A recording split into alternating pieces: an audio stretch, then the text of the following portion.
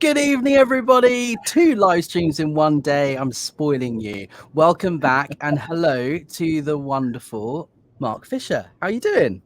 I'm good. How are you doing, Alex? I'm good. Thank you for joining me. Again, it's been a while since we've done a stream together, so welcome back. Yeah, no, absolutely. I mean, last time was when you were here in Las Vegas visiting, and Yeah. anyway, it's always good to talk to you. I'm a big fan of the work that you do. I mean, you've got the bullocks to take on, the parliamentarians and the thises and the that's, and it's helping to create real change. So I really appreciate what you do. Thank you. I'm doing my best, but I'm following in your footsteps. You've been fighting Scientology a lot longer than I have, so thank you. I want to say hello to some of the people in the chat while we're here. Mary Kay Sure. London is here. Karen saying hello, Mark, Alex, and everybody. Brian Lucas from A Poet, and we've got Form 13, who's also known as CO Bilf, is here saying hello, friends. How are you doing? And Bear's Mum, welcome. Thank you for joining us. So it's a bit hot in the UK, so I do have a fan blowing in the background. So sorry if there's a bit of background noise. We don't have air conditioning here, Oh my but we'll gosh, power through I couldn't anyway. live without it. We're 105 degrees in Las Vegas right now, which what is that? Would you figure that out? 40 Celsius? Yeah, it's 40 It's Celsius. it's Yeah, it's really hot. Yeah, it's been that yeah. way for about a week and a half, 2 weeks. It's that time of year. But I think the heat in Vegas is a lot more manageable. When I was there, it was about the same temperature that it is here in London. It's like 86 Fahrenheit, 30 Celsius, which was kind of the evening cool time when I was in Vegas. But it was much more manageable because it's dry heat because you're in the desert. Whereas here in London, Right. it's like moist and damp, and it's just not. We're not built for the heat because we don't have aircon or anything. Yeah, and it's the difference is like go into a dry sauna or Yeah, go into a steam room where there's humidity and wet moisture. It's different. It's just a yeah. hot, dry air, but we air condition everything, which is nice. So. Yeah, absolutely. Well, look, you have put something out on your channel this week. Was it yesterday or the day before? 2 days ago. 2 days Two ago, yeah. days ago. It was a landmark interview with Larry Wollersheim, and I wanted to bring you on the channel to talk to you about it because I don't think people maybe realize the gravity or the importance of this interview. So let's talk about that, and then we'll talk about some of the other stuff you've got on your channel, Scientology Peeling the Onion. Anyone watching this, give Mark a subscribe. His channel with Janice Gillum Grady, there's a link in the description. Subscribe to their channel. They talk to all sorts of people about Scientology and their experiences. But Larry Wollersheim is someone who took on the Church of Scientology in the late 70s, early 80s, and the legal ruling that happened as a result of his case changed the game in terms of tackling Scientology in the legal sphere over in the States. And you had him on your channel. It's a great discussion. But can we do a little bit of pretext before we get into that? Yeah. Of why don't you tell us who Larry Wollersheim is and what he was suing the church for and how that all came about? Yeah, not a problem at all. Do you mind putting up the thumbnail too so you can see what he looks Yes, like? I shall bring Yeah. it up. I've got it here. This one here. Share screen. This one. So this is the thumbnail for the interview. That's it. Right there. Yeah. Anyway, Larry Wallersheim taking on Scientology and winning. That's the thumbnail for the interview. It's on our channel, Scientology Peeling the Onion. Anyway, excuse the fan noise outside right now. I've got a leaf blower going by, but they'll be gone here in a couple of minutes. But anyway, Larry Wallersheim, he's a really interesting story. A lot of people who have been in Scientology a long time, they know the name Larry Wallersheim, but they don't know who he is and really what he was all about. And then a lot of the never-ends, you probably have never heard of a guy named Larry Wallersheim. But anyway, it's interesting. He got into Scientology in 1969 in San Francisco, like a whole bunch of people did. He saw a pretty girl on the street who gave him the eye, and basically she was a body router, and you know what that is, Alex. But basically he was like, oh yeah, I'll follow you anywhere. And then he went into the Scientology organization, got a personality test, and did the communications course, and he was a college age student. Anyway, he ended up getting involved in Scientology, And then eventually he joined the Sea Organization in Los Angeles, along with his wife and his young son at the time, at Celebrity Center. And he actually worked with Janice's mother, Yvonne Gillum Jentz, at Celebrity Center. And he actually he got divorced. And so then he had a lot of alimony he had to pay and all that. So he had to moonlight at outside job because you don't get paid very much in the Sea Org, and he had to take a leave of absence. Anyway, he got involved in all of these sales companies, and he was very successful at training people to sell door to door or however, right? Very successful. And a matter of fact, when I was 19 years old in 1978, I had a debt I needed to pay off to rejoin the Sea Organization. And I actually worked for a company that he had in Washington, D.C., and I actually met him then. And we had never talked since that day that I worked for him until we did the interview the other day. Okay. Wow. Pretty interesting. But I reminded him, and he wouldn't remember. I go, "You're not going to remember me," but I remember exactly what we were doing, what we were selling framed art door to door in office buildings in Washington, D.C. And of course, they were all Scientologists who were the salespeople because we had no back off. We could communicate and all that sort of thing.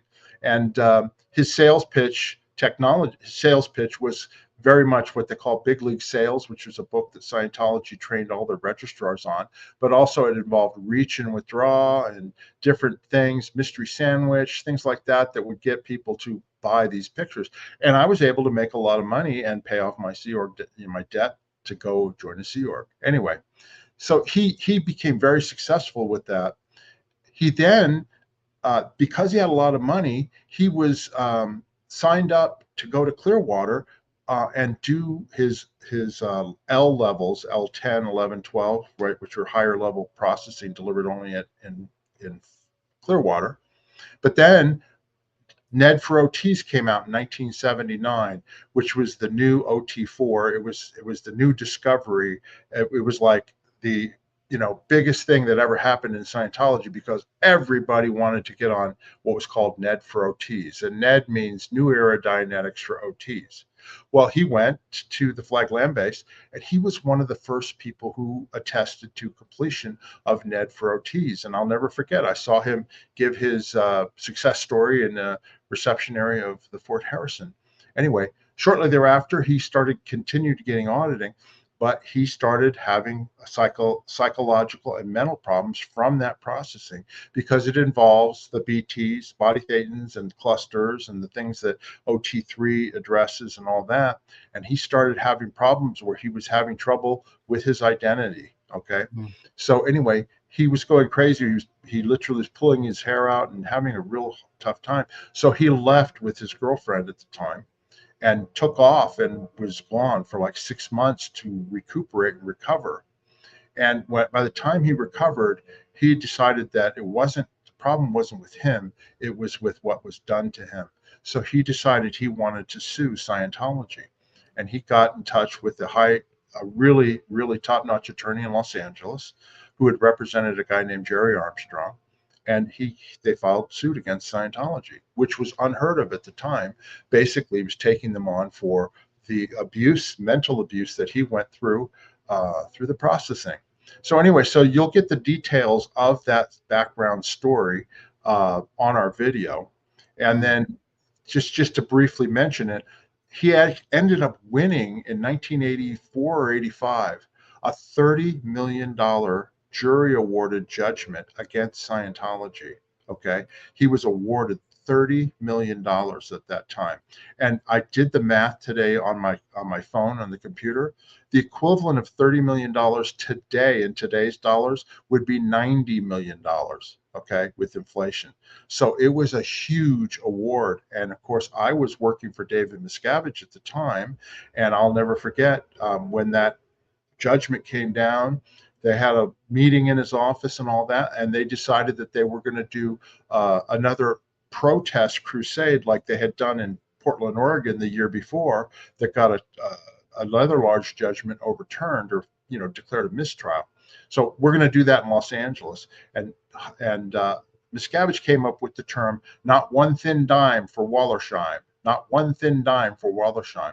And that's where that slogan came from, and that's what they did to protest it. So I'm not going to go into more details than that, other than just it took him 20 years of fighting.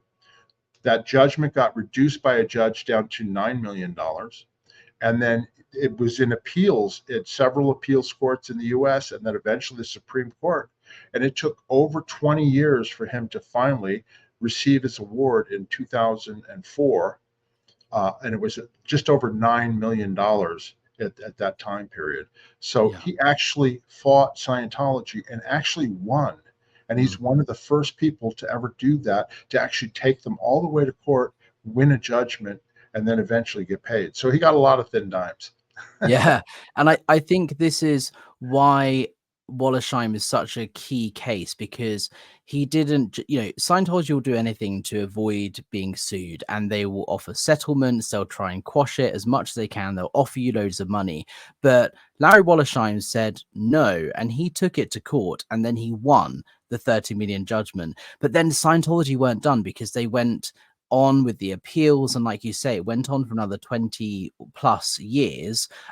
He ended up walking away. In this interview, he said it was $9.2 million, so less than Yeah. the original judgment. But he mentioned that he estimated that Scientology spent $140 million on their fight against him, on the retaliation over that period of time. So it just goes to show how Scientology don't care about the money. They will put whatever they can into it to quash the case. And Larry Wollersheim didn't back down. He didn't take any settlement offers. He didn't back down and say, oh yeah, whatever, we lost the appeal, so let's just leave it. No, he took it to the Supreme Court. I was watching earlier, and what was it? He said that they took it to the California Supreme Court 13 times and the Yeah. US Supreme Court 5 times, right? Yeah. And this guy deserves so much respect for his endurance and, you know, what's the word? His gumption, I suppose, in Yeah. doing this. And he ended up walking away with $9.2 million. But yes, that's a lot of money. It's not exactly worth the torment and everything that he went through for those 20 years. You can't really put a monetary value on that. But what it did do is set the legal precedent and the framework for other people it opens the door for other people to take legal action against Scientology, right? Exactly. And then also he was tremendously fair gamed, as we all know. All sorts of dirty tricks, private investigators, you name it, for years, and he had to put up with that as well. And I asked him why. I asked him, well, what kept him going? Do you know what I mean? Like, why didn't he That just was a throw in the great towel? question, by the way, Yeah. Mark, when you said Yeah, that. and I'm not going to say what the reason was, but if you watch the interview, it's worth it, because he says why he never gave up. Okay. Mm. And the other thing that's important about the interview too is he, first of all, this was a rare. He hasn't given interviews in years. Reason he came to us is because he's watched our channel and he sees how we treat people that come on our channel. We don't judge them. We don't evaluate for them. We let them tell their stories, and he felt comfortable talking to us. And now he's going to actually come back. He's going to do 2 or 3 more videos, because there's a lot of other things we'd like to talk to him about. But yeah, he basically, the other part I was going to mention is that he wants to talk about the healing he has had to Mm. go through after leaving Scientology and taking them on. And so we're going to be doing an in-depth interview regarding the healing process, because he does talk a lot about that. And we're going to go more in depth regarding that on our channel. Yeah, one of the things I think that stands out about the interview is when you were talking about having someone with you or someone to stand by you in that leaving and healing process. He talks about how there was someone who said, look, if you want to leave, I will leave with you. And just Right. knowing that there's someone with you for that journey was really important. And you talk about you having a similar thing, knowing that Janice and Paul, or, Paul was leaving, and that Mm-hmm. was what you knew, you weren't going to be alone. And I think that's so important for people, even now, who are thinking about leaving, who are on the fence or whatever, to know that there's a community out there of people to support you in doing so, I think is really important. And for me, it stood out that this is what Larry Wollersheim was saying when he left in the 70s. and it's still true today. Those Yeah, same fears, concerns, worries that might stop someone from making the jump and walking out of the doors and saying, I'm done with Scientology, they're still the same today. absolutely. And it just is an incredible story. And we've gotten some of the most fabulous comments on our video. You know how you have a comment section. You ask people, please leave your comments and questions down below.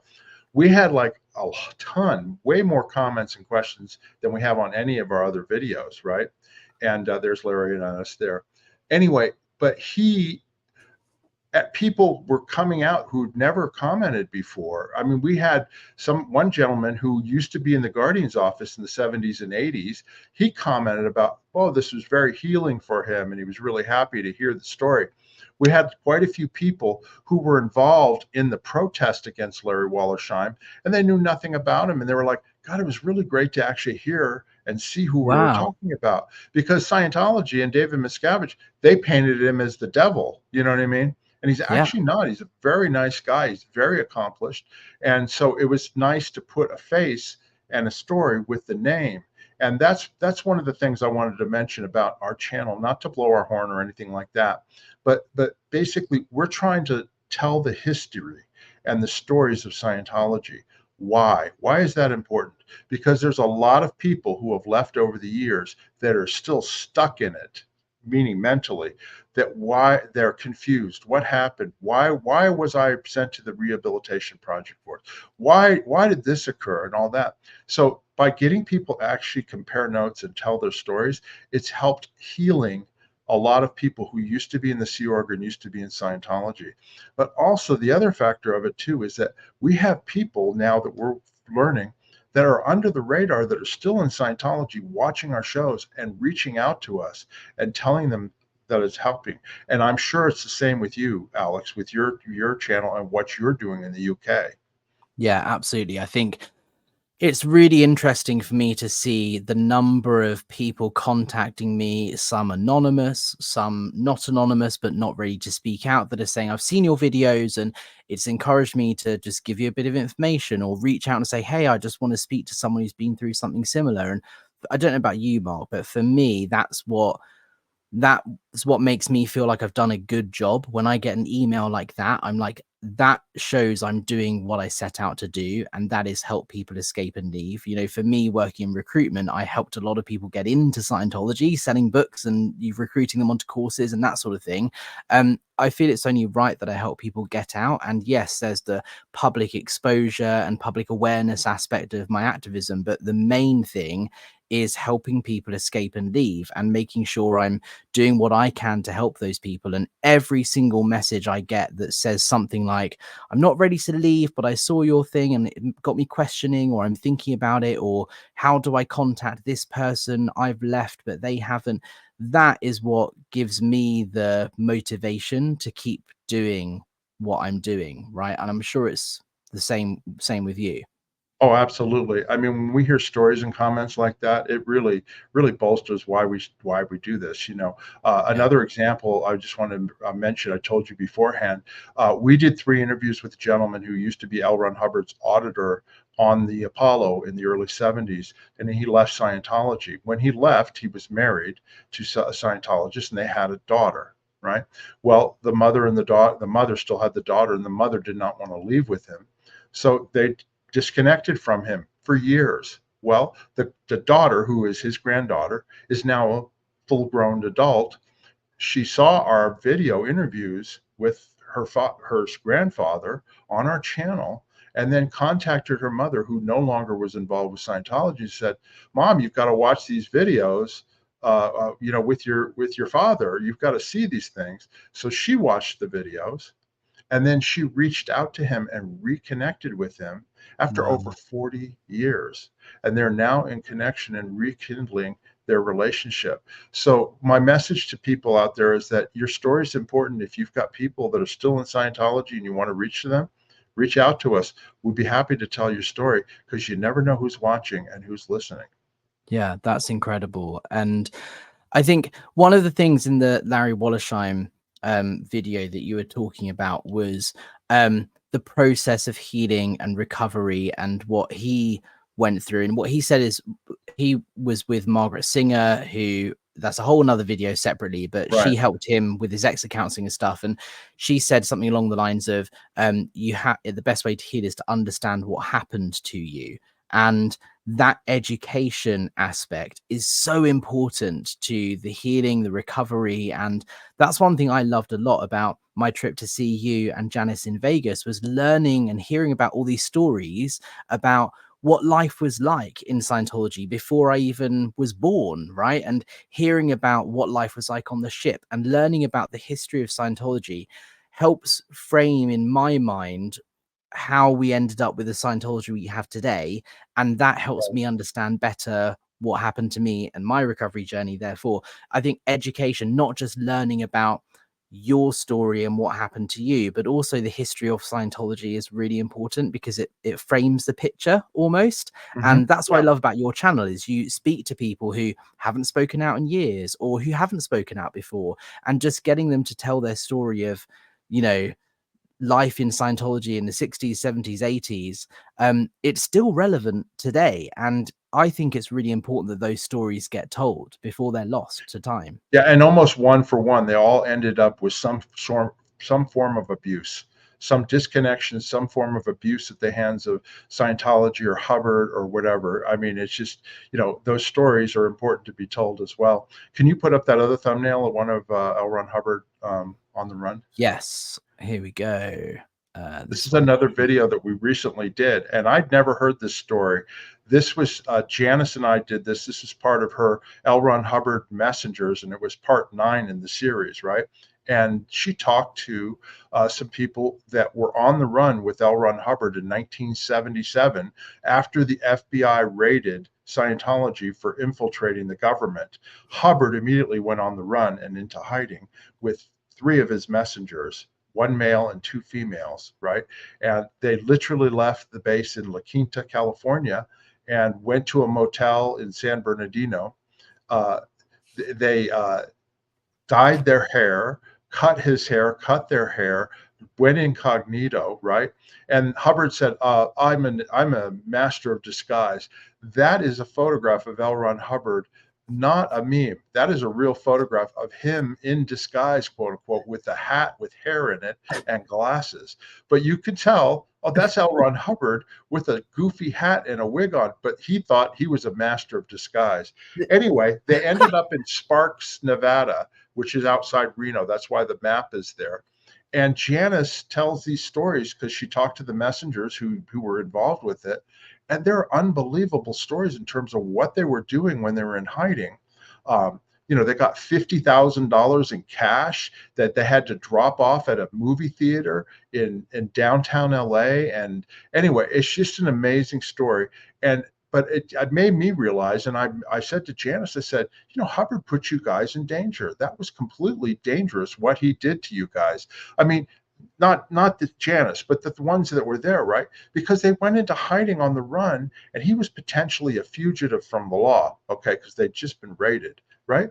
And he's got these they're teenage, people or whatever, hiding out like the, Bonnie and Clyde or whatever, like paying cash under an assumed name and this and that. So I said, he really put you guys in danger. And guess what? It was all to keep him safe. Meanwhile, he threw his wife and everybody else that were involved in the Snow White program under the bus, that they would go to jail and he did not.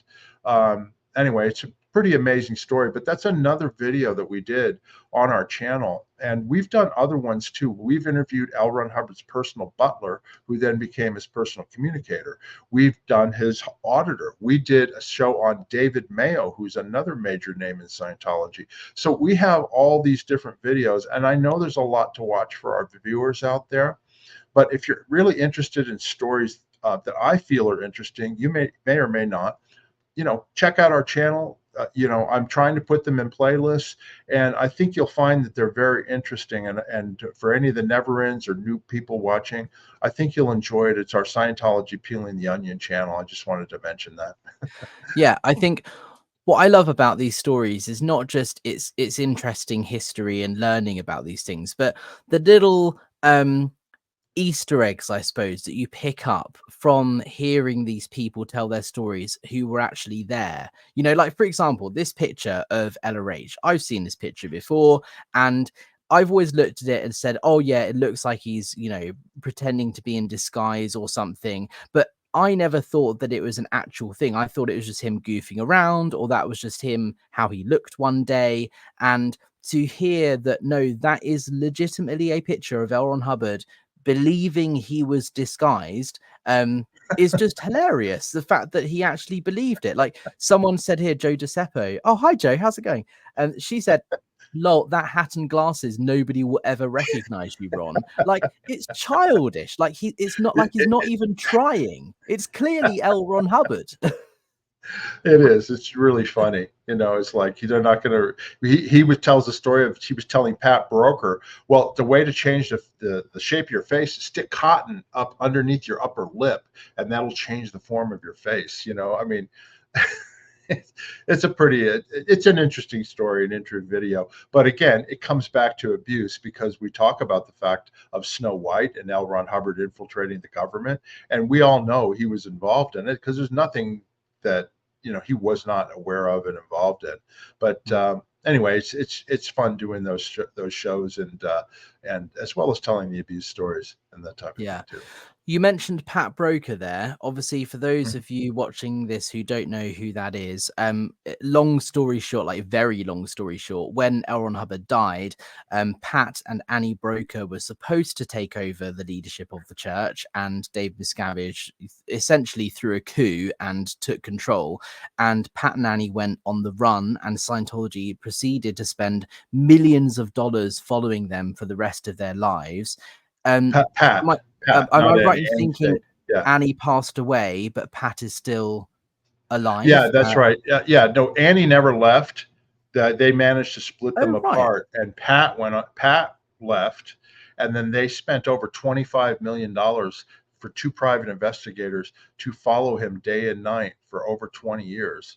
And Miscavige wanted to know where he was, and he went over to Europe for a while and did this and that. But from what I understand, he's still alive somewhere, but who knows? I mean, he basically has been undercover for a long time. But no, Annie she died in the Sea Org from Right. cancer, and of course they brushed that completely under the rug. They didn't tell anybody that she was gone. Yeah.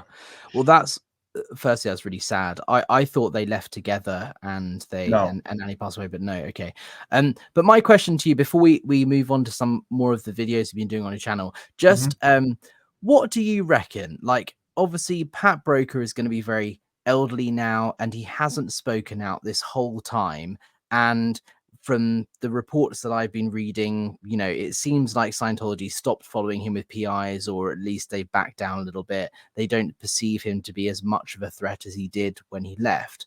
Um, you being you, and with your channel and how much the landscape has changed over the last year or two, let alone over the last 40 years, what do you think we will ever hear from Pat Broker before he passes away? Do you think he'll ever speak out or do an interview or at least get something out there? You never know. The only contact I've ever heard of him reaching out to was in the late 1990s to a gentleman named Robert Vaughn Young, who was a vocal critic of Scientology, and he's famous. He's one of the old guard people who spoke out, and he knew Pat personally. He said that Pat called him on the phone. That's the only time I've ever heard that happening. But Scientology probably still keeps tabs on him, at least is where he's at. And Mm, they had a lot of blackmail material over him because he handled all this cash from Hubbard. You know what I mean? That everything was paid in cash, and they had no accounting for it. So they were going to turn him into the IRS, saying that he stole all this money from L. Ron Hubbard, and there would be no way to disprove that. So anyway, so they had him over a barrel, and so he went into hiding. But that's the yeah. blackmail that Scientology is good at, and that's what they like to do. Yeah. One thing I wanted to mention too about the Larry Wollersheim case, just briefly to go back to it, I just want our viewers to know, these lawsuits that are going on with, the Danny Masterson victims and the several other people, Val Haney and Leah Remini and all that. It's going to take years. So buckle up, because Scientology does not give in, and they appeal these things forever. But it just shows that, Larry Wollersheim, it took 20 years for him to get his settlement. He stuck to it. There's a couple other people, I think, I can't remember her name, Laura DeScenzo or whatever. She won her settlement too. And that took like 8 years. It took a long time. So, every little change that happens in the Remini case or the Jane Doe's or whatever, it's going to go on for a long time. So just be prepared for that, because Scientology, they never give in. The fact that they spent hundreds of millions of dollars fighting Larry Wollersheim and then paid him $9 million, to them, there was like, that's a win for them, and as far as they're concerned, because it took over 20 years for him to collect in their mind. The policy is to wear you down until you give in. And Leah Remini's case is monumental, it's landmark, it's important, and it's definitely interesting to follow. But I think people need to realize that it's going to take time, because even when this particular case wraps up, and whether there's a judgment either way, there will be an appeal. If Scientology win, I'm sure Leah Remini will appeal. And if Leah wins, then Scientology will appeal. And you'll go through that process again and again and again. Like Larry Wollersheim, 5 times they took it to the US Supreme Court. And that Scientology's tactic is just to wear you down, bankrupt you so you don't have any money to finance it anymore, and get you to the point where you give in and you go, it's not worth it anymore. And Wollersheim is such a good example of someone who didn't back down. He saw it through to the end. He ended up winning, which is great. But it takes a lot of stamina, I suppose, to take on Scientology, because they'll just appeal and appeal. And Witness here said millions following him, as in Pat Broker. Well, yeah, if they spent 25 million following Pat Broker when he wasn't a threat, they spent $140 million in the case against Wollersheim. And so that just shows where the priorities are. Yeah, if you are a legal threat, Scientology will throw everything they possibly can at you to shut it down. And so it just makes me have so much more respect for people who have taken or are taking Scientology on in the courts.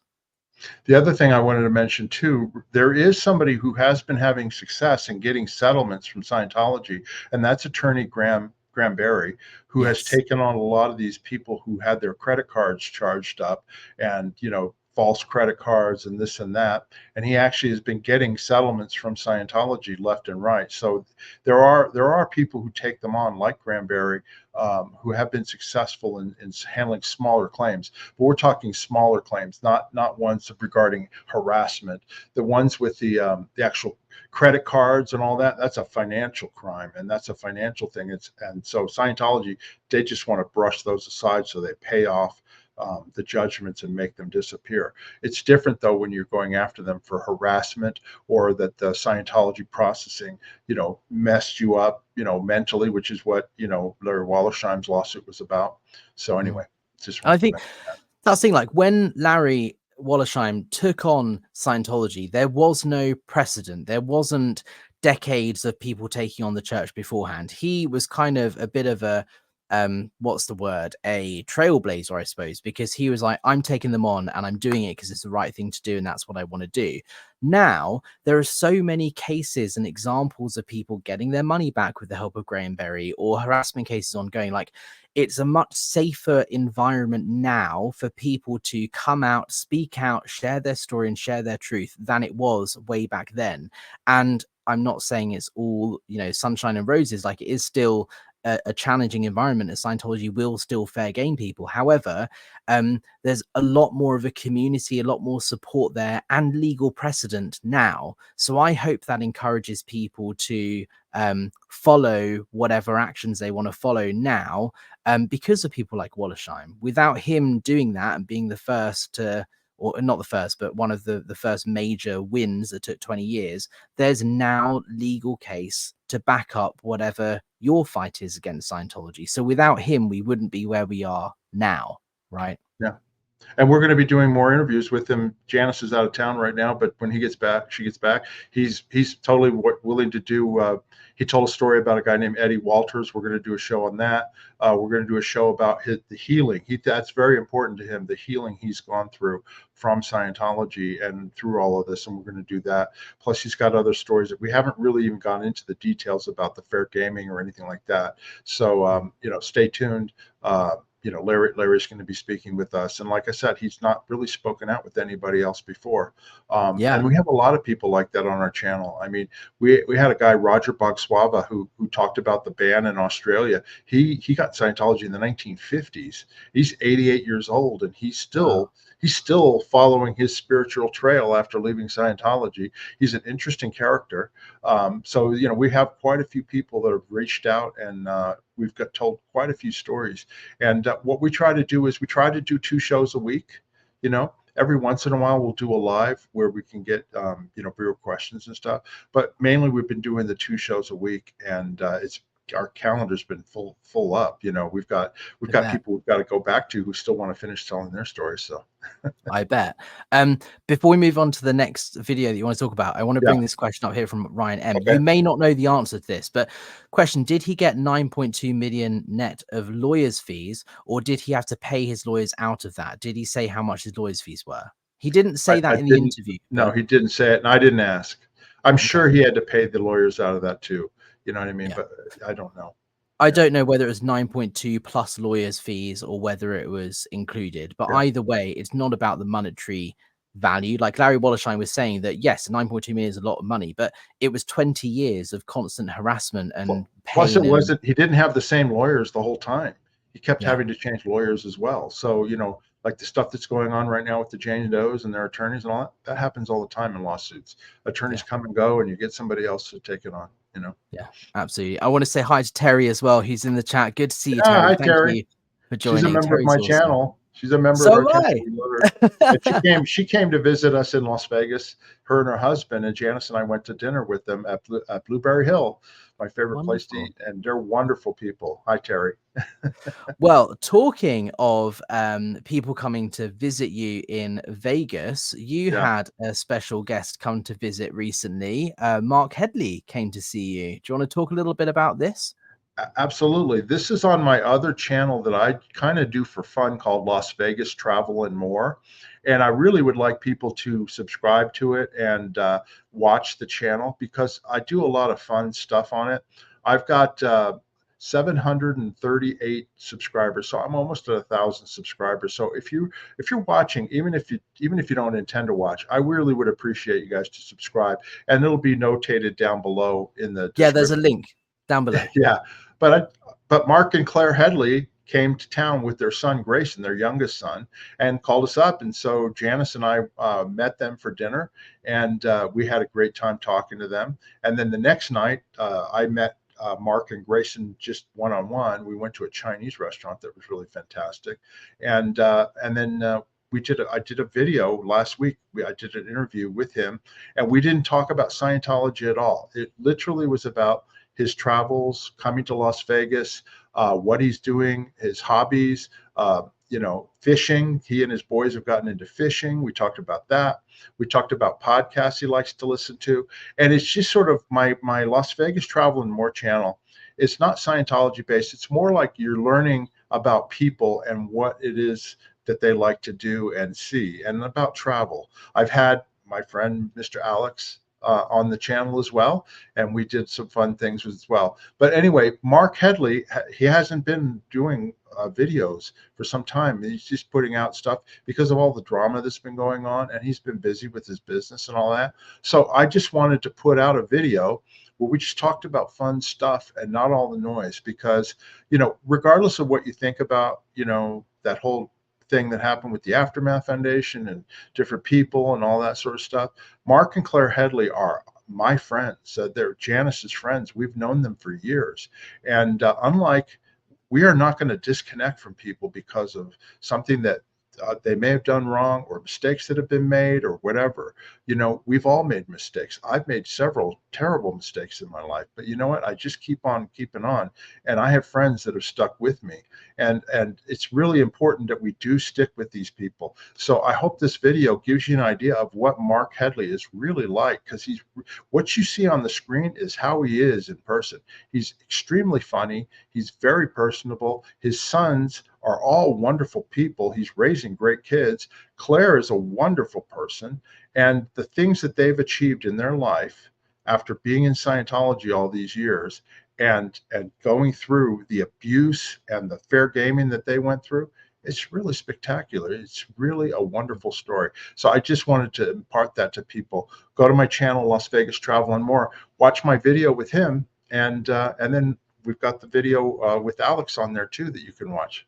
Yeah, and what you're doing on that channel is showing the people behind the channels, right? Like people like to tune in and watch the drama and this and that and comment on this and whatever. There's an entertainment value to YouTube. It's an entertainment platform, and your Vegas Travel and More channel is good because it's not about Scientology. It's about other stuff that you're interested in, travel and so on. And your interview with Mark is all about you two as people, not about Scientology, which I think is important for people to realize is we are humans as well, right? But what I like about Mark and Claire and, Janice and yourselves as well is like, just as aside from Scientology, the fact that you have all created a family and like life for yourself and, careers and jobs, and you've all been successful outside of Scientology, just starting a channel and showing that you're a real human and that you like traveling and you've got this whole story as a person that's nothing to do with Scientology. It shows people currently in that the world outside of Scientology isn't as scary as perhaps it's made to seem. And it is possible to have a life and be successful without the Church of Scientology. And I think the more people that show that, the better, because the more it makes people realize that, no, it's not as scary leaving as you think, that it is possible to have a whole life and a whole world without being trapped in the Church of Scientology, right? Exactly. But it hasn't all been a bed of roses. I mean, we've had our ups and downs, like everybody over the years. I've been out now almost 34 years, and I've had my ups and extreme highs, and I've had my really down lows. But throughout it, I've stayed consistent, and I've maintained my friendships with the people that I knew in Scientology who were friends and supporters and comrades, as well as I have friends, lots of friends outside of Scientology too. So anyway, it's the channel, like I said, it's supposed to be fun. One thing I wanted to mention is that Mark Headley, he's now started up his own Mark Headley channel.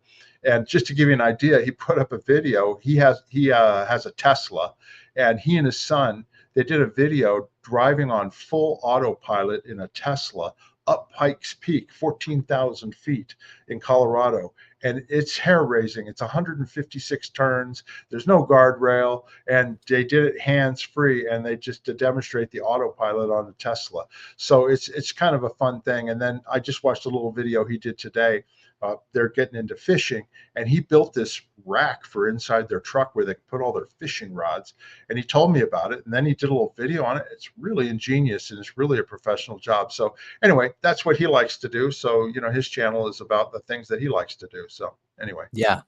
And talking about having a little bit of fun with everything, I thought that's quite a good segue actually into the video that we did together when I came to visit you in Vegas. This is the thumbnail, again, from your Las Vegas Travels and More channel, not just the Scientology Peeling the Onion channel is a different stream. This one, we went and had a bit of fun. So I wanted to share a quick snippet from that video.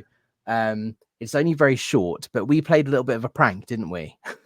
Yeah, exactly. I thought it'd be funny. Yeah, so I'm going to play the snippet just to give people a taster of the sort of stuff you're putting out on this channel. It's only very short. I hope everyone can hear it. Tell me if you have issues hearing it. So while I'm here in Vegas, I've got Captain Davey, the Fake Space Navy, here with us. Yeah. He wants to go see the local ideologue. Okay. Yeah. Help me find it? Sure. Let's go look for the local Scientology ideal organization as constructed by David Miscavige. Let's go. Here we go. Is that it there? Right there? Right there. That one there. Oh, let's go take a look. So, look, right?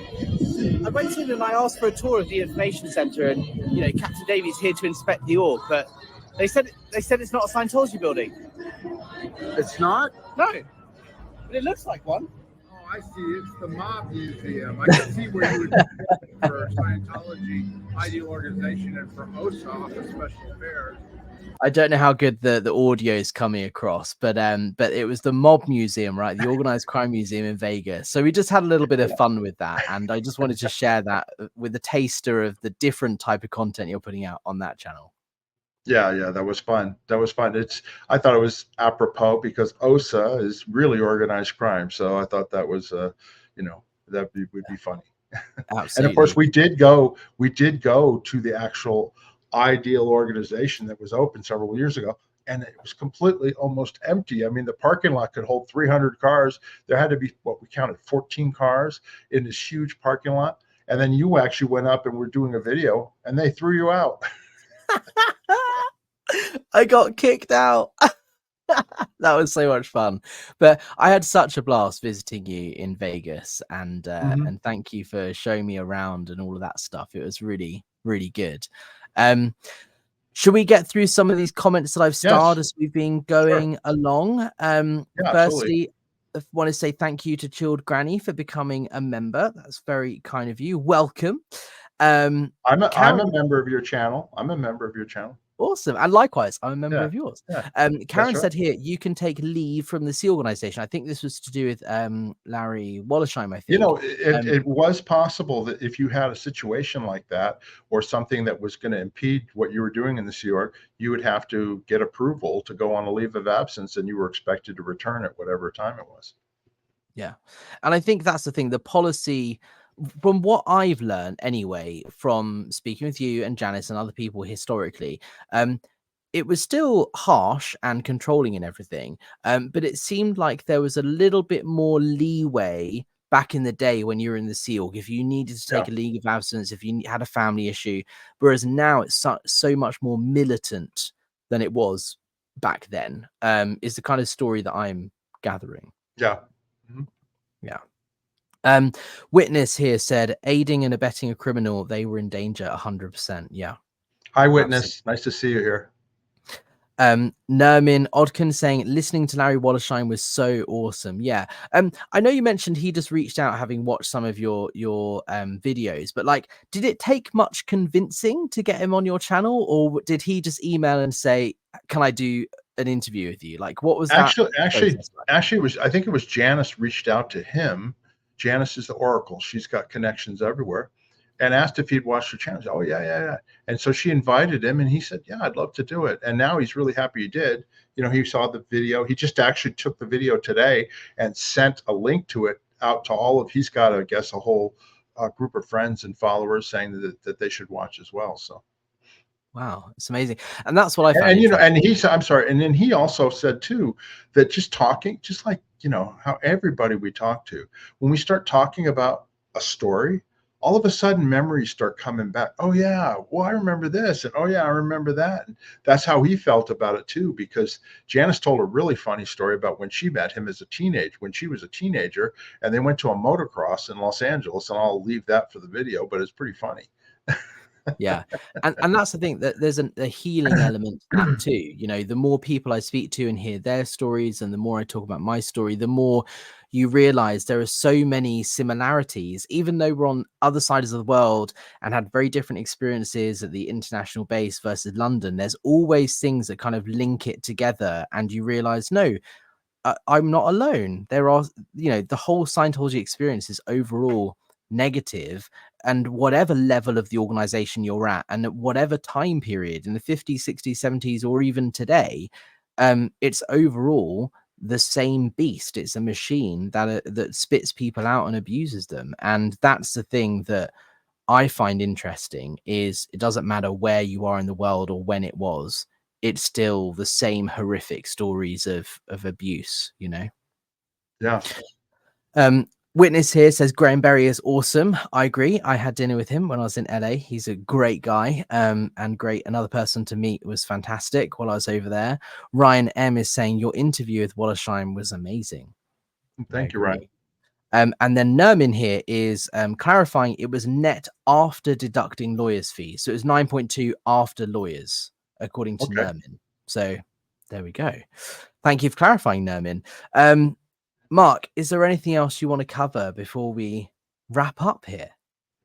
No, I appreciate you having me on. I just, I wanted to just focus on, the stuff that's on our channel. But of course, I also just think the stuff that you're doing, Alex, with the different members of parliament and councils and things like that is really important as well. And it's one of the things I said to you, people always wonder, well, what can we do, and all that. And, people are out there protesting in front of the orgs and stuff like that.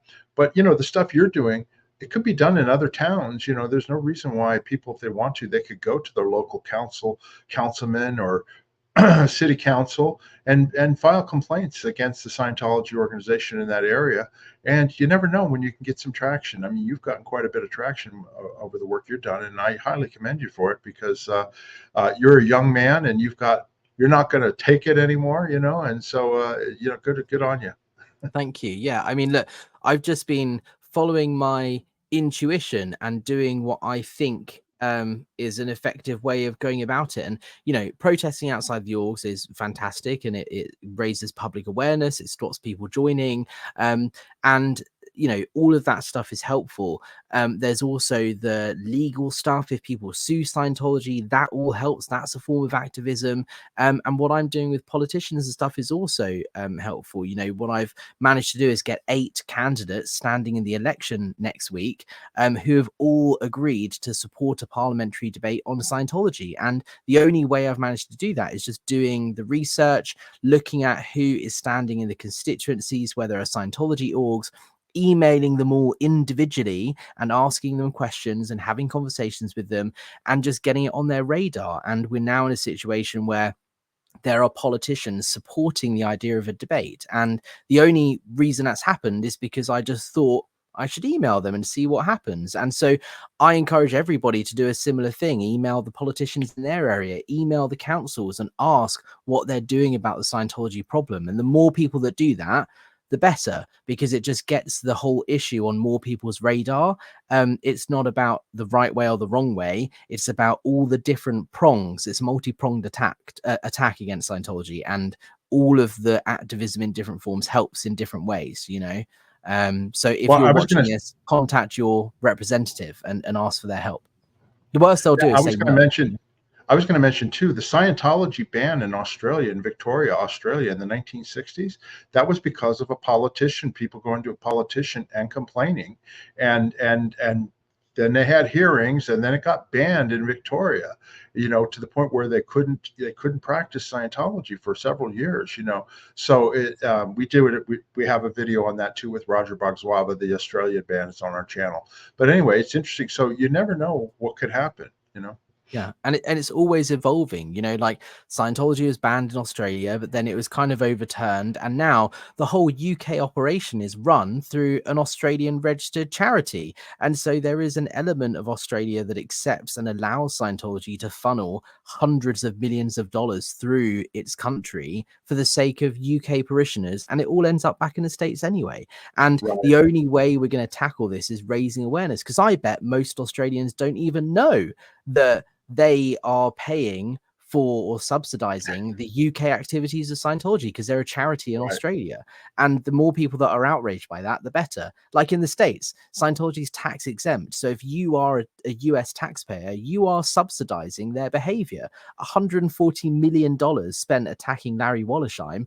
That's tax-free money that you as a US taxpayer has subsidized, whether you like it or not. And the more people that are aware of that fact, the more outraged they are, the more likely they are to take action. And so I just encourage everyone to engage in activism however they see fit, even if it's just commenting online. That helps the fight. Exactly.